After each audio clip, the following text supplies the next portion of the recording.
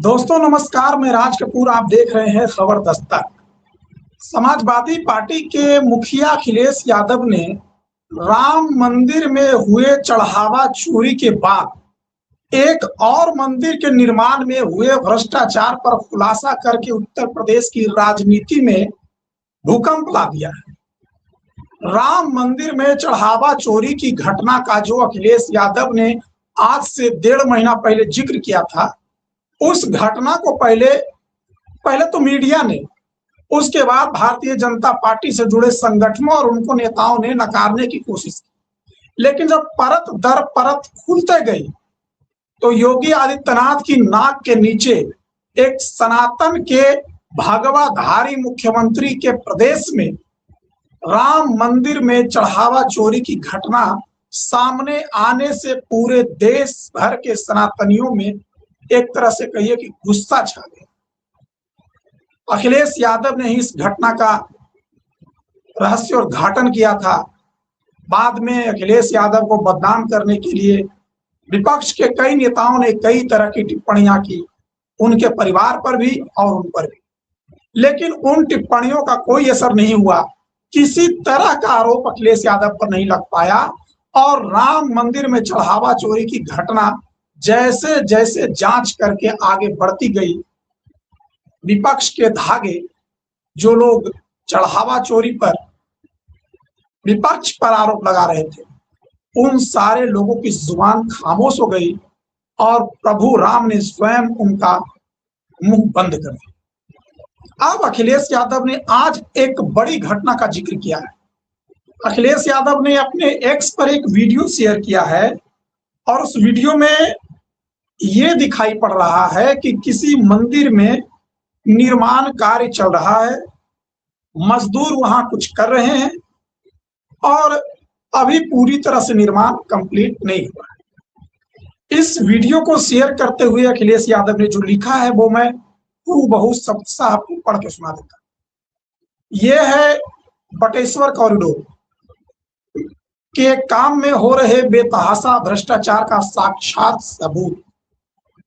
यह है बटेश्वर कॉरिडोर के काम में हो रहे बेतहाशा भ्रष्टाचार का साक्षात सबूत, जिसमें दिन दहाड़े बिना बेस के सीधे मिट्टी पर ही पीसीसी डालने का वीडियो सरेआम हो गया है। यहाँ खराब कंक्रीट और पत्थर का इस्तेमाल हो रहा है और डिजाइन फॉल्ट्स आदि की भी लिखित शिकायत कई बार की जा चुकी है, लेकिन कभी सुनवाई ही नहीं हुई। जांच तो संभव ही नहीं है।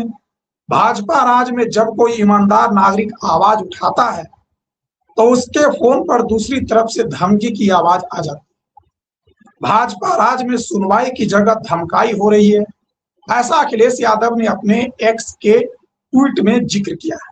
वैसे याद दिला दे कि भाजपा ने अटल प्रोग्रेस वे बनाने की बात भी कही थी।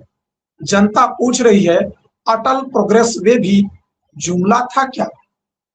जो अखिलेश यादव ने मंदिर के निर्माणाधीन भवन की वीडियो शेयर की है, उस शेयर किए गए वीडियो के साथ तो प्रश्न खड़ा किया है।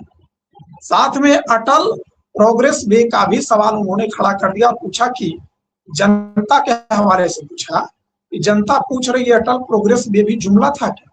और जो मंदिर के निर्माण की बात कही कि दिन दहाड़े बिना बेस के सीधे मिट्टी पर ही पीसीसी डालने का वीडियो सरेआम हो गया है।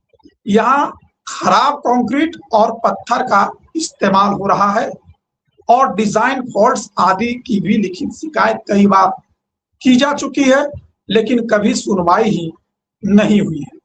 जांच तो संभव ही नहीं। तो क्या अखिलेश यादव राम मंदिर के बाद बटेश्वर कॉरिडोर के निर्माण में हो रहे भ्रष्टाचार की वीडियो जारी करके, या कह सकते हैं कि भ्रष्टाचार की जो वीडियो जमकर शेयर हो रही है, उस पर प्रकाश डालते हुए, उस पर ध्यान दिलाते हुए अखिलेश यादव अब योगी राज में, सनातन के राज में खासकर मंदिरों पर हो रहे भ्रष्टाचार पर एकदम भारतीय जनता पार्टी को बैकफुट पर ढकेलने का मन बना चुके हैं क्या? एक राम मंदिर में जो चढ़ावा चोरी की घटना हुई उसका पूरी तरह से अभी जांच नहीं हुई, उसमें सारे आरोपी अभी पकड़े नहीं गए। उसमें किसने चढ़ावा चोरी की, किसने मदद की, कौन कौन उनके साथ शामिल था, किसके इशारे पर हुआ, कितनी राशि की चोरी हुई, ये सभी खुलासे होने बाकी। और इन सब खुलासों के बीच भी कई तरह के खुलासे हो रहे हैं। और आज खबर आई है जो चर्चाओं में है, जिस पर अब चर्चा कम हो रही है, कि राम मंदिर में जो कार्यक्रम किए गए उनमें जो फूल की खरीद हुई, उन फूल की खरीद का जो पैसा दिया गया, जो पैसा भुगतान हुआ, वो जितने में खरीद की गई उससे ज्यादा का हुआ, ऐसा आज आरोप लग रहा है। लेकिन जब समाजवादी पार्टी के नेता सांसद, विपक्ष के नेता सांसद संसद भवन में इस घटना को पूरे देश के संज्ञान में लाने के, देशवासियों के सामने राम मंदिर में हुए चढ़ावा चोरी का सच रखने के लिए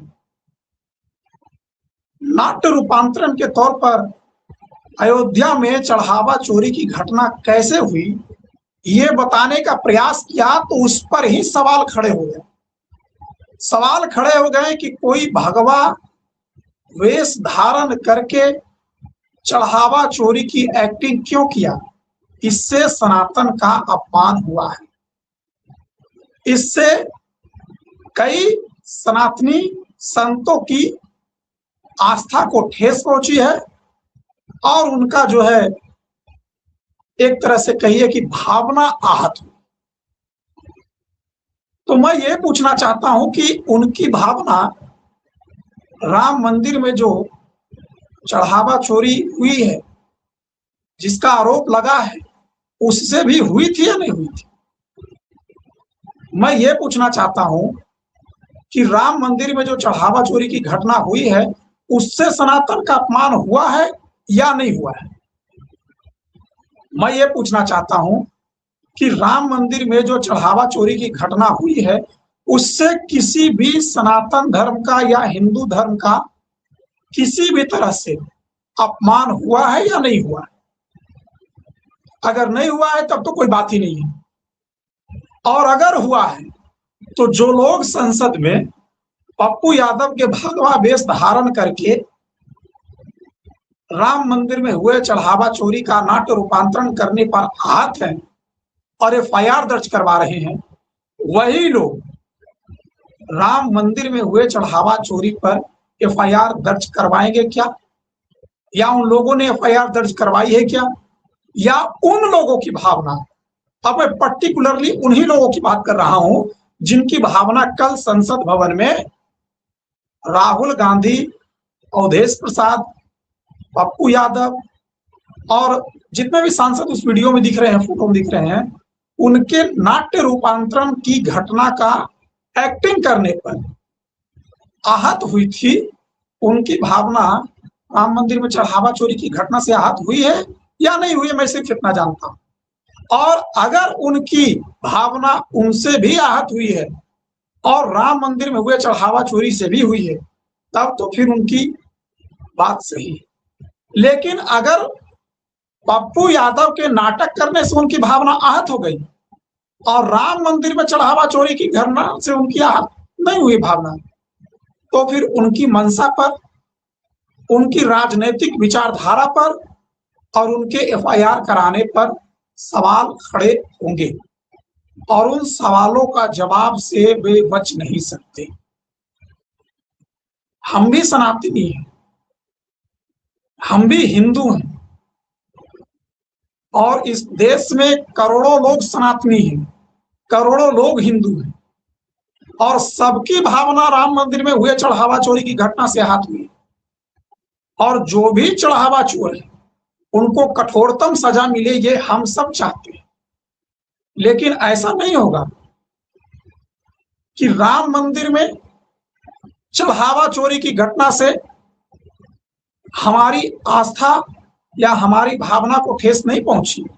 और पप्पू यादव ने जो कर दिया जनता को केवल ये बताने के लिए कि राम मंदिर में चढ़ावा चोरी हुई कैसे, उससे हमारी भावना आहत हो जाए। ऐसा नहीं होता।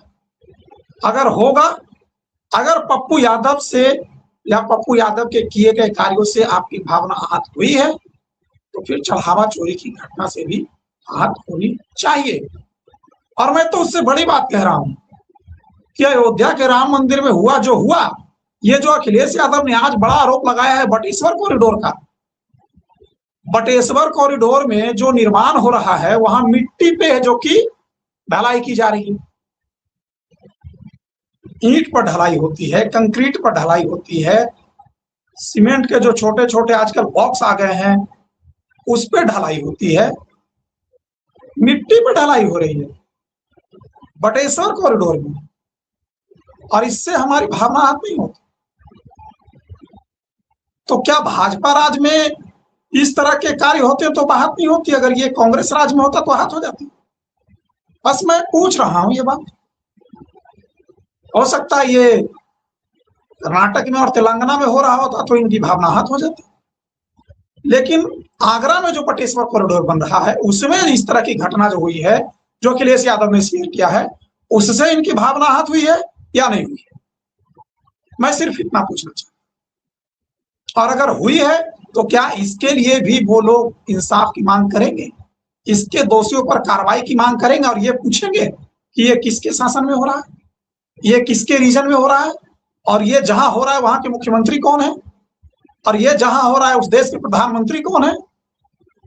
अगर पूछेंगे तो वाकई सनातन को समृद्ध करने में और बचाने में उनका योगदान है, और नहीं पूछेंगे तो फिर कहा जाएगा या माना जाएगा कि वो किसी एक खास राजनीतिक विचारधारा से प्रेरित होकर किसी पर आरोप लगाते हैं और किसी के आरोपों पर चुप्पी साध देते हैं। आखिर में मैं इस वीडियो के अंत में सिर्फ इतना कहना चाहूंगा कि अखिलेश यादव ने अयोध्या के राम मंदिर में हुए चढ़ावा चोरी के बाद आगरा के बटेश्वर कॉरिडोर में हो रहे भ्रष्टाचार की पोल खोल दी है और वीडियो शेयर करके लाइव सबूत दे दिया है।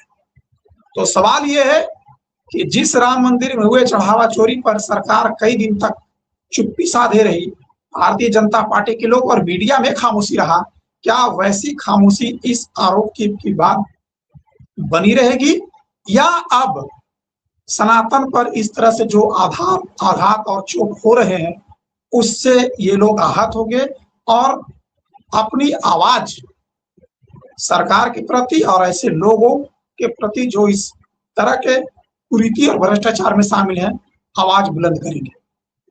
आपके सवालों का जवाबों का हमें इंतजार रहेगा। ये खबर कैसी लगी जरूर बताइएगा, अपना कमेंट जरूर करिएगा, और हो सके आपको अच्छा लगे वीडियो तो शेयर कर दीजिएगा। बाकी मैं फिर मिलूंगा अगले वीडियो में, तब तक के लिए हमें इजाजत दीजिए। नमस्ते।